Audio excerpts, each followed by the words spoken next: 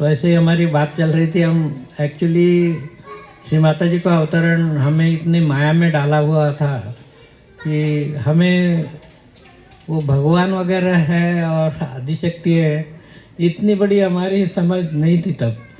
हम एकदम जैसे माँ हमारी माँ है और हम उनको अटेंड कर रहे हैं, इस टाइप का हमारा व्यवहार रहता था। हाँ, ये बहुत ज़रूरी है कि उनको रिस्पेक्ट तो हम देते थे, लेकिन जैसे अभी आदिशक्ति करके हम सरेंडर करते हैं, उतनी हमारी पहुंच नहीं थी तब, क्योंकि शायद उनका हमारे ऊपर कुछ ऐसा प्रभाव था, माया डाल दी थी, तो हम ऐसे बच्चे जैसे रहते हैं उस टाइप का हमारा एटीट्यूड था। खैर, वो हमारा दुर्भाग्य है कि हमने उनको ठीक तरीके से जाना नहीं, ये बात भी सही है।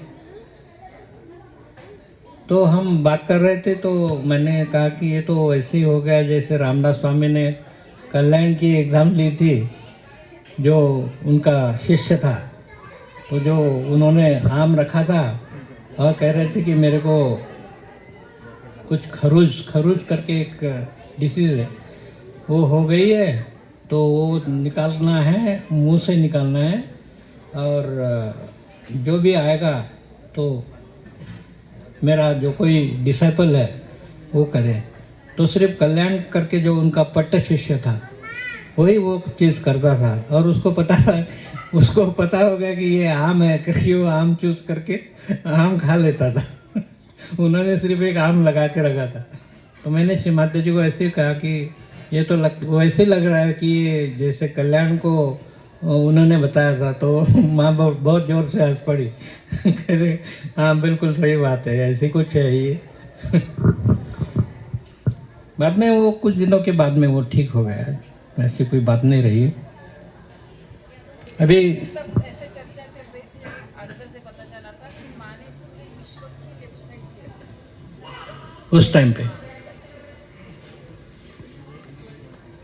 तो दूसरी बात यह है कि वैसे ये एक्सपीरियंस मैं बार बार इसलिए नहीं बताना चाहता हूँ कि मुझे अच्छा नहीं लगता है कि ऐसी कोई बात करे और हम सबके सामने। लेकिन अब आप लोग कह रहे तो मैं फिर दोबारा बताऊं। जैसे हम श्री माता जी को रोज अटेंड करते थे, वहाँ पे ऑफिस के आने के बाद में माँ वहाँ पे 3-4 महीने रहती थी हर साल, और मेरा रूटीन ये था कि मैं ऑफिस से 5 बजे लौटा घर से, 5-10 मिनट 15 मिनट चाय वाय लेके फिर मैं सेंटर जाता था, और वहाँ से फिर रात को 10-11 बजे वापस घर जाता था। तो उतनी देर तक मैं वहीं पे श्री माता जी के साथ में रहता था, और जो भी माँ कहे वो चीज़ हम वहाँ पे करते थे। 2-3 लोग रहते थे, तो 2-3 लोग हम साथ में ही रहते थे। तो एक दिन ऐसा हो गया कि ये तीनों लोग वहाँ पे थे नहीं, मैं और श्री माता जी दोनों दो ही थे हम वहाँ पे। जब वहाँ पे हम साथ में बैठ रहे थे तो श्री माता जी कह रहे कि आज हम मेडिटेशन करेंगे। तो मैंने कहा जी श्री माता जी। फिर वो श्री माता जी कह रहे चलो वो रूम में चलो, वहाँ पे बैठे। तो श्री माता जी सामने बैठी है और मैं पीछे से उनकी आरती कर रहा था। तो नॉर्मली मेडिटेशन यानी वो कैंडल से ऐसे आरती करते थे, और हर एक चक्र को आरती करके ऊपर क्लियरिंग करते थे। तो तब तो यही लग रहा था कि हम श्री माता जी के चक्रों का क्लियरिंग कर रहे हैं। मतलब ये हमारा अज्ञान था, लेकिन प्रोसीजरली वैसे ही कर रहे थे। असल में वो श्री माता जी जब ऐसा कुछ कराती है तो उसमें जो कलेक्टिव की वो चक्र की पकड़ है वो हम क्लियर करते हैं।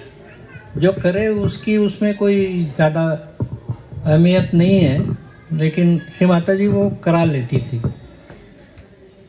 तो शायद उनका मकसद कुछ और था, क्योंकि मैं श्री माता जी को एक सवाल बार बार पूछता था कि मुझे वाइब्रेशंस नहीं आते। मेरी कोई सिस्टम ऐसी है कि मुझे मेरे उंगलियों से और सर में से ऐसे वाइब्रेशन महसूस नहीं होते थे। तो मैंने 3 4 5 बार श्री माता जी को ऐसे कहा था। तो माँ ने 2 3 बार मुझे बताया था कि ऐसी कोई बात नहीं है, अगर फील नहीं होता है तो भी कोई ज़्यादा फिक्र करने की ज़रूरत नहीं है। आपको अंदर से शांति महसूस होती है, उसमें समाधान मानिए। लेकिन फिर उन्होंने शायद पता नहीं उस दिन उस कारण ये प्रयोग किया और लेफ्ट साइड के सारे चक्र मैंने आरती करके हर एक का मंत्र पढ़ के फिर सहस्त्रार तक गए। फिर मैंने सोचा कि अभी कैंडल रख देना है। तो श्री माता जी ने कहा कि नहीं नहीं, अभी आप राइट साइड से कैंडलिंग करो। तो मेरा ज्ञान तो तब ऐसा था कि राइट साइड तो नॉर्मली कैंडल नहीं करते हैं। तो मैंने कहा कि श्री माता जी राइट साइड को कैंडलिंग करें। तो माँ ने कहा हाँ ठीक है, करना चाहिए। तो आप महा के मंत्र बोलो, महाकार्तिकेय, महाब्रह्मदेव, तो इस टाइप का करके। माने बोला कि जब लेफ्ट साइड क्लियर नहीं है तो कभी कभी हमें राइट में पहले करना पड़ेगा। ऐसे जैसे हम सिर्फ लेफ्ट में क्लियर ही करते जा रहे हैं, यानी क्लियर है कैंडल करते जा रहे हैं, लेकिन उससे नहीं होता है। तब हमें राइट मिलाना से कैंडल करते तब लेफ्ट। तो फिर मैंने राइट मूलाधार से कैंडलिंग करना शुरू किया।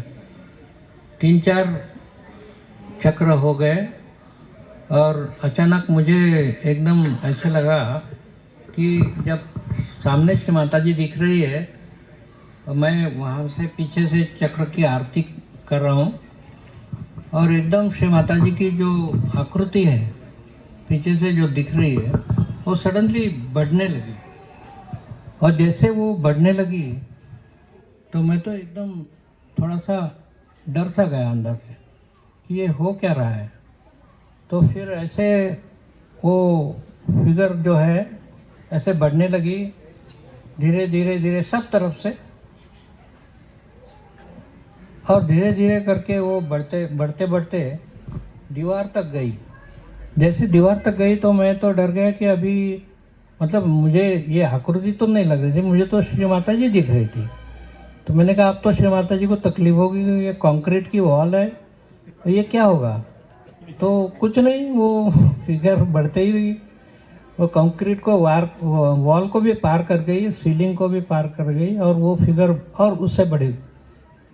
सीलिंग वीलिंग दिखना बंद हो गया और पूरा स्काई में श्री माता जी की फिगर एकदम पहुंच गई।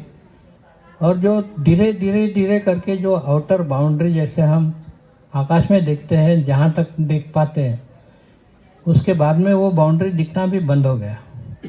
मतलब कुछ नहीं, वहाँ पे सिर्फ स्काई टाइप फिगर नज़र आ रही थी।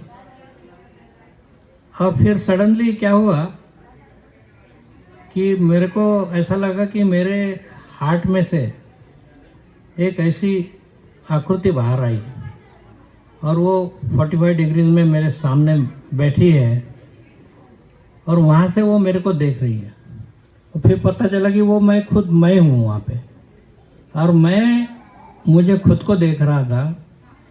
और मेरी फिगर जो बाहर की जो बाउंड्री थी वो बाउंड्री भी धीरे धीरे धीरे करके बढ़ने लगी और वो बढ़ के वैसे ही वो सीमेंट की वॉल तक होने लगी। लेकिन इस बार मेरे को डर नहीं लगा क्योंकि शायद पता था कि ये कुछ वाल कुछ करने वाले नहीं है, या मैं वो मूड में ही नहीं था कुछ। और वो वैसे ही आकृति बहुत बढ़ के पूरे स्काई तक हो गई, और स्काई तक हो गई उसकी बाउंड्री देखना पूरा बंद हो गया। और एकदम जैसे ऐसे लगा कि पूरा मेरा शरीर जो है वो मतलब स्काई में विलीन हो गया है। वो एक्सपीरियंस बहुत अच्छा था और फीलिंग बहुत अच्छा था। काफ़ी देर तक फीलिंग वैसे था, लेकिन मैं एकदम ऐसा डर गया कि ये क्या हो रहा है, मैं कहाँ हूँ और ये मुझे क्या दिख क्या रहा है, ऐसा कभी पहले तो हुआ नहीं। तो ऐसे जैसे मैं हिल गया, ऐसे शरीर में जैसे हमारे सहारे आते हैं ना, वैसी कुछ बात हो गई। तो वो फिर एकदम बाउंड्री, आउटर बाउंड्री मेरे फिगर की दिखने लगी मेरे को। और फिर वो वैसे ही रिवर्स में छोटा छोटा छोटा होते गया। जैसे मेरे शरीर की प्रकृति आकृति जो है उतनी जब हो गई फिगर, उसके बाद में मेरे को नज़र आ गया कि वो जो बाहर बैठा हुआ मैं था, वो ऐसा ही जैसे पहले बाहर निकला था उसी रिवर्स में आके मेरे हार्ट में चला गया। और फिर उसके बाद में मैं ये देख रहा हूँ कि श्री माता जी की जो फिगर थी बड़ी वाली, वो भी धीरे धीरे छोटी छोटी होने लगी। और फिर श्री माता जी देखने लगे जैसे ओरिजिनल में श्री माता जी की फिगर थी वैसे दिखी। और फिर माँ ने कहा कि चलो अभी हम यहाँ पे रुक जाते हैं। तो मैं तो बहुत ही डरा हुआ था कि ये क्या एक्सपीरियंस है और कैसे है। मैंने एक शब्द भी श्री माता जी से बात नहीं करी वहाँ पे। फिर वो सब रख दिया, कैंडल वगैरह रख दिया, मेडिटेशन खत्म हो गया, मैं घर भाग गया वहाँ से। घर जाने के बाद में किसी को बताया नहीं। 10-12 साल मैंने मेरे मिसेस को भी इसके बारे में कुछ बताया नहीं था, क्योंकि वहाँ पे बताना मतलब ऐसा रहता था कि बात चल जाएगी आगे। जैसे आपको सब लोगों को पता हो गया, वैसे अगर सब लोगों को पता हो गया तो मेरा वहाँ पे रहना ही मुश्किल हो जाएगा। ऐसा कुछ डर लग रहा था, इसलिए मैंने कुछ किसी को बताया नहीं था। लेकिन जब इसको बताया तो इसको भी बड़ी खुशी हुई। वो एक्सपीरियंस तो था ही बहुत ही अच्छा। और जय श्री माता।